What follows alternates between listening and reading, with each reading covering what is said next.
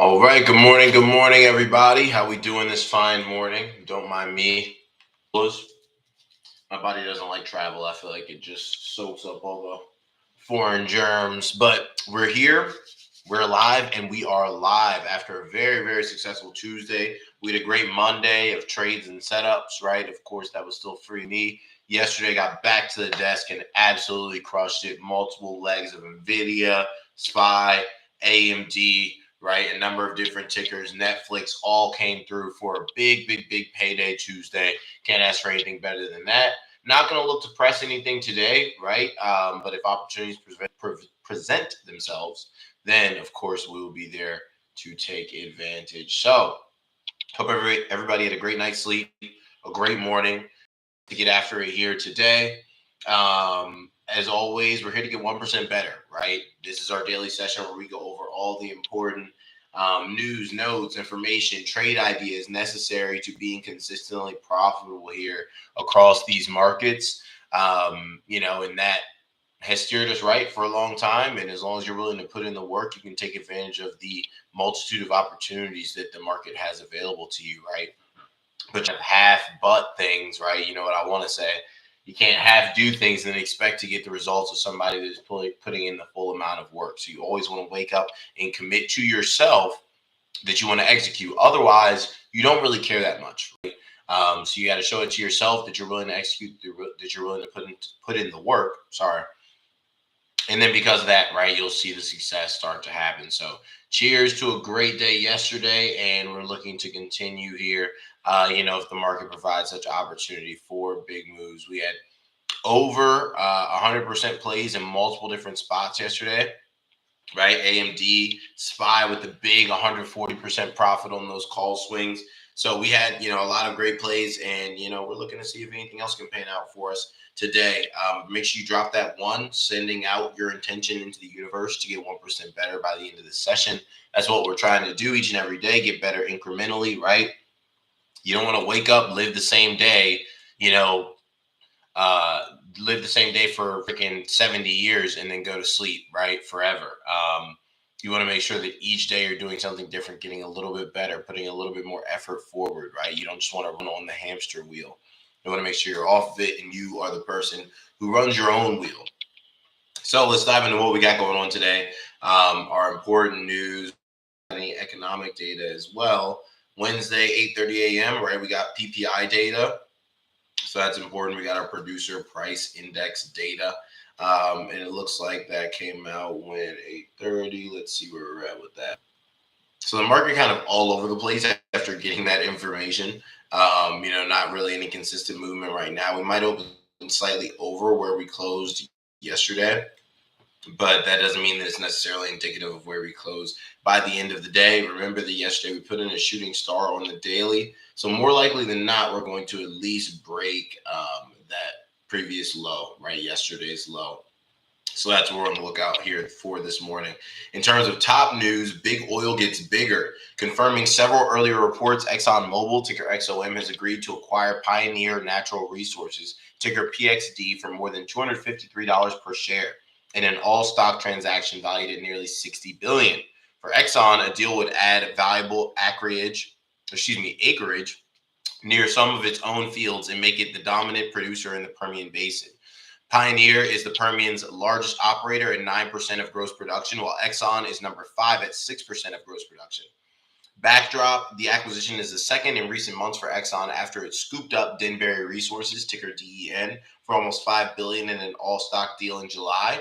Exxon has been flush with cash since earning a record $56 billion in profits last year and has set aside tens of billions of dollars for mergers and acquisitions. While investor and political pressures has mounted on toward a more renewable energy strategy, CEO Darren Woods has stuck to a heavy oil dependent approach, setting a 1 million barrel per day target in the Permian that will easily be reached with the latest deal. Now, in terms of quotes, acquiring Pioneer would be accretive for ExxonMobil due to the valuation difference and potential synergies, writes Jonathan Weber, explaining the financial impacts behind the deal. Seeking Alpha Investing Group leader, the Value Portfolio agrees, calling it a crown jewel for ExxonMobil, while Leo Nelson discussed 3 alternative stocks that he's buying in the wake of the transaction. Now, in terms of economies of scale, the Exxon Pioneer deal would likely jumpstart M&A in the Permian Basin. M&A is just mergers and acquisitions, with ConocoPhillips looking at potential deals across the shale patch. Chevron, one of the largest producers in the Permian Basin in the early part of this year, though the oil giant has reportedly moved on to smaller targets. Yeah, that would be a big acquisition for them. Permian producers saw gains last Friday following the news of a possible Pioneer deal with Permian Resources, ticker PR, up 4.8%. Diamondback Energy, ticker FANG, up 4.2%. Coterra Energy, ticker CTRA, up 2.6%. And Devon Energy, up 2%. So we haven't really done too much with oil as of recent and hasn't really been on the radar since we, shorted energy and all that a number of weeks ago. So it's been very volatile, all over the place, gapping up, gapping down, and whatnot. But especially with what's been going on, with Israel and everything happening over there, definitely start to shake up oil prices for sure. So energies is a very, very volatile sector. It looks like we're, XOM is taking a dive here during extended hours, which is not surprising given the fact that you guys know how it goes, right? I've talked about that a number of times. If you're a company that is being acquired, typically your stock goes up. If you're a company that is doing the acquisition, right, you're the one who's buying the other company, typically your stock goes down. Why is that the case? Because in order to complete the purchase, you likely had to overpay, right? You're bidding for this company. So if you're bidding for something, so that's the same case here. Now, Pioneer could be a solid look above 241.5. I'm not, hell bent on it, but it's something where if we can stay over 241.5 on the hourly, it might end up working out for a solid look here for Pioneer, ticker PXD. So that's something that you can take a look at, right? Of course, you want to set up your pre-market high, pre-market low, and move like that. But we're open 41.50. So it'll be interesting to see, kind of how things transpire. But especially if we get a little retreat to pre-market low, peak below, and fail action, Pioneer could make for a nice day trade. So we'll see there at 241.5 is what we're watching. Now, in terms of bonds, big moves. Treasury yields continue to sink across the board as traders seek safe haven assets amid Israel-Hamas war. While equities drove higher as the Federal Reserve signaled that rate hikes might be over, Minneapolis Fed President Neil Kashkari called the recent jump in the 10-year Treasury yield, quote, perplexing, but noted that the odds of a soft landing look favorable. Atlanta Fed President Raphael Bostic also doesn't expect any more rate hikes, while Fed Governor Christopher Waller stressed that the central bank would stay on the job to reach its inflation target.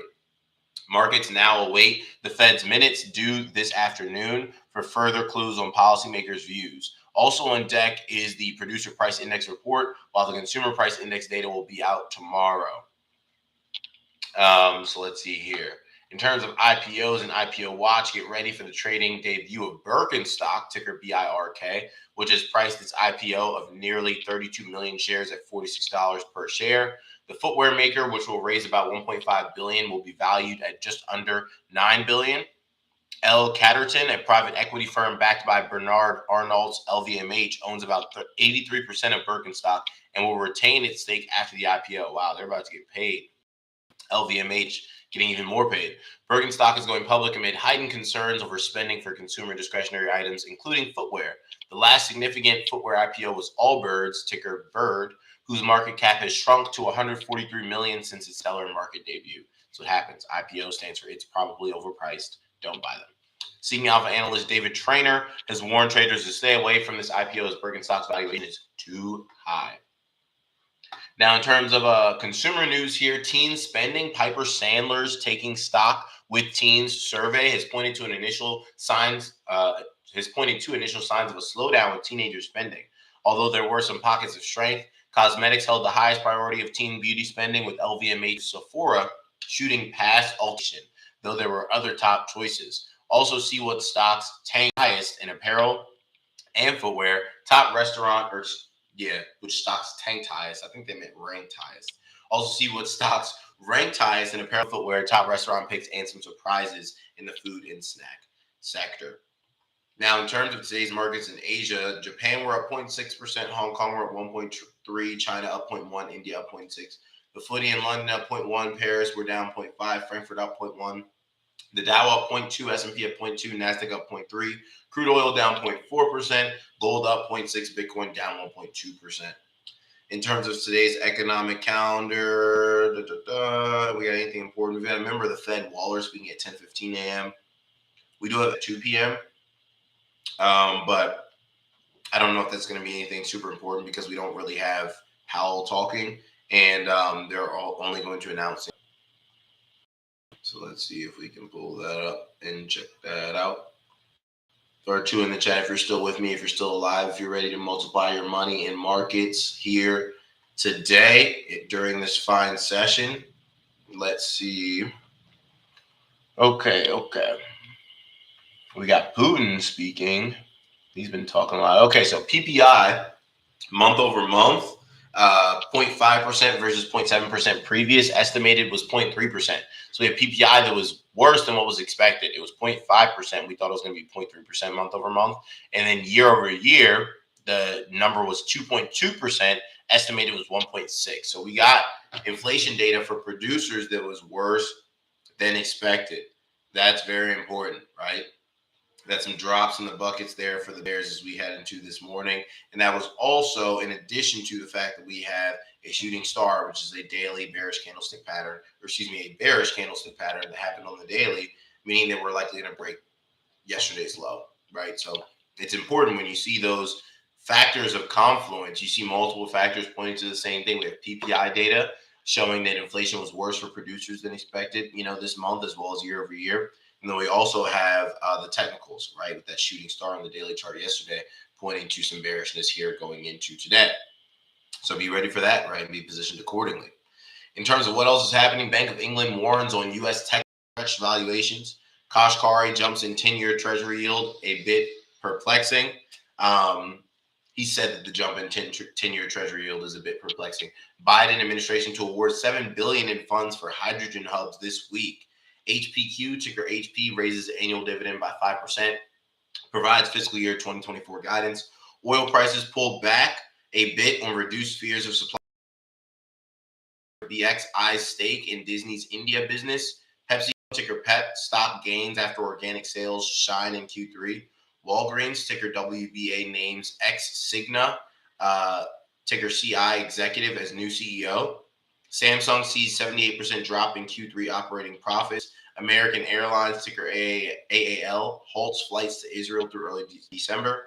And the Las Vegas Strip will have a new mega resort opening soon. Hopefully they've got a very, strong cybersecurity front because, those casinos have been getting rocked right now on the Las Vegas Strip. So, just make sure that you got your firewalls up and you're ready to go because Caesars and a few other ones have been getting absolutely raked over the coals by these hackers and just taken straight to the bank. But that'll wrap us up. Put a bow on it and take us out today for this session that we got going on October 11th, 2023, right? This is important. We talk about implementing a daily routine in order to get yourself integrated with markets. This is part of that, right? So review the Loom videos from yesterday, right? Before this session, come into this session ready to receive with your mind activated, right? Do whatever you need to do to get you in a mindset to execute, right? Your confessions, whatever you got to do for your morning routine, meditation, prayer, etc., right? Come in here, receive what we got going on. Then we hop back over to the Facebook group. You hop in those Loom videos, right? Understand that analysis, and then you execute. And you have beautiful days, right? It's really important. Firewalls, these places need cyber resiliency. None of them are safe. Yeah, man. It's a tough life out there, especially for these casinos. Apparently, part of that was like someone physically getting into the locations at the casinos in order to like plant something, or it's giving like Ocean's 11 type vibes. Like this was like an actual heist where someone had to get inside of the physical casino, like posing as like a worker or something, like some type of maintenance person, and got in order to like place the bug for the hack to take place. So yeah, definitely got to come in with your your defenses in place. But yeah, guys, this is one of many steps that is necessary being here for these sessions in order to be successful in markets. You could try and piece it together, but you won't be able to do it and do it consistently, right? Confidence in order to execute is to know the plan, to be confident in yourself, right? Which comes from waking up, getting in your morning routine, right? And then also making sure that you know the confidence that I have in certain plays over other plays, right? We were in calls out of the wazoo coming into yesterday, right? Calls have been called out Thursday, Friday, Monday, right, and Tuesday. So there's no excuse to not be bringing home the bag yesterday. So just make sure each and every day, since all you can control is what you do moving forward, right, is that you're in the right spots, doing the right things to consistently get better to the point where it becomes easy, becomes part of your routine. If you go to the gym for 2 weeks, you start missing the gym if you miss it, right? That's what you want to do. You want to make this such an integral part of your routine that you feel lost without doing this as part of your routine, right? That'll help both your accounts as well as you in that gap that you're trying to close between where you are and where you're destined to be, right? So content on the different accounts, right? This content. So make sure you show love and show love to yourself by executing in market, right? If good opportunities arise. So without further ado, everybody have a great rest of the day. I'll see you back here tomorrow morning for our next pre-market prep session of the week. Have a good one.